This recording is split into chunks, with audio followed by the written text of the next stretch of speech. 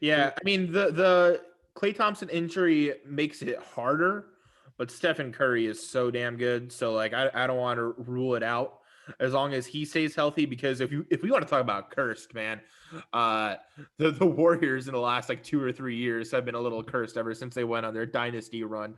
They've had injury after injury after injury. It's kind of scary.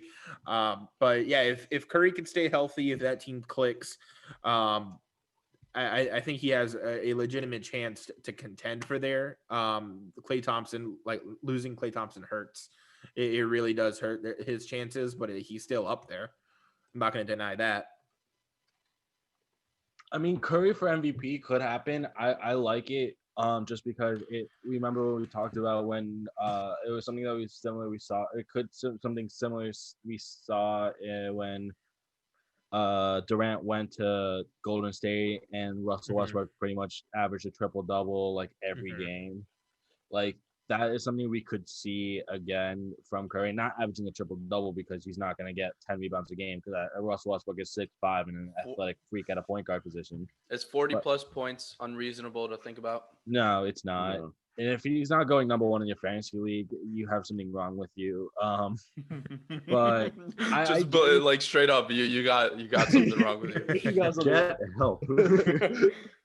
But for real, like I like if you look at what Curry has done when he was the unanimous MVP, that was and the other time he was MVP, he was going on a tear, and that's I think before Durant. Like that was before Durant joined. He took a little bit of a backseat to Durant when Durant got there, so it's obvious his numbers went down. Now without Klay, your second leading scorer is probably going to be Kelly Oubre Jr. The fact that you're going to have Andrew Wiggins, maybe Andrew, depending how he fits in that system. We're not going to expect a lot from James Wiseman this season, so it's not going to be a lot. I expect a lot from James Wiseman this season. Well, I mean, yeah, given the second overall pick, but just being able to do well he's not going to be a second leading scorer on a potentially championship. Draymond's offense is kind of fallen off a cliff. So, like, did Draymond's offense ever exist?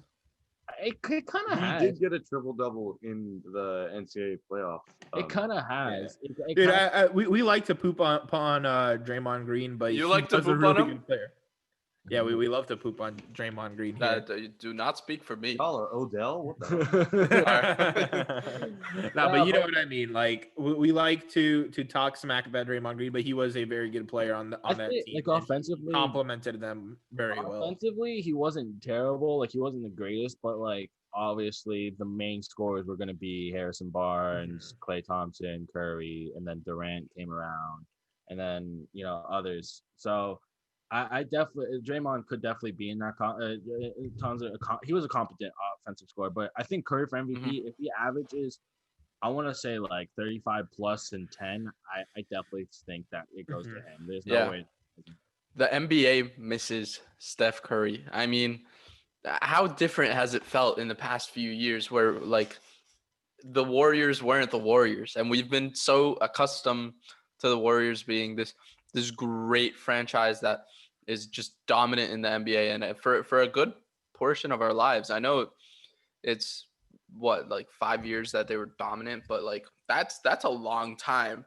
And growing accustomed to Steph Curry doing this, and then not being able to watch him play for so long. Yeah, I got a counterpoint though.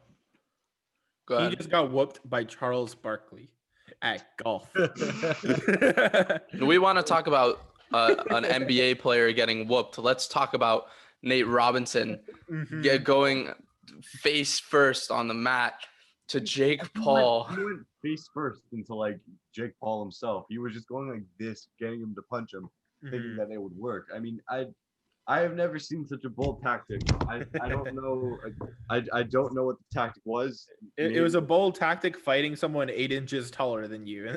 With only 3 months of training. Yeah, that was the bold tactic right there. He thought that his raw athleticism. Whoever told Nate this was a good idea needs to be fired. Yeah, I want to see if we can do it, but I want to figure out how to Photoshop a picture of Nate Robinson laying down on the floor, dunking over Dwight Howard in the Superman cape. Let's see if we can get that for you guys. and post it on our Instagram. We'll see if we can get that done. But no, on a more serious note, Steph Curry, no brainer for MVP in my opinion. In the unanimous season, they were still riding on that strength in numbers. And they're gonna have Saying, to ride right? on it again this year. Yeah. Yeah. Yeah. So I don't even think they do ride on it this year because they aren't looking as deep as they were in years past. Yeah, now it's strengthened Steph Curry. Now it's strengthened Steph Curry. That is Yeah. the reason Make he sure is the going to be angles one of the are lead on MVP candidates.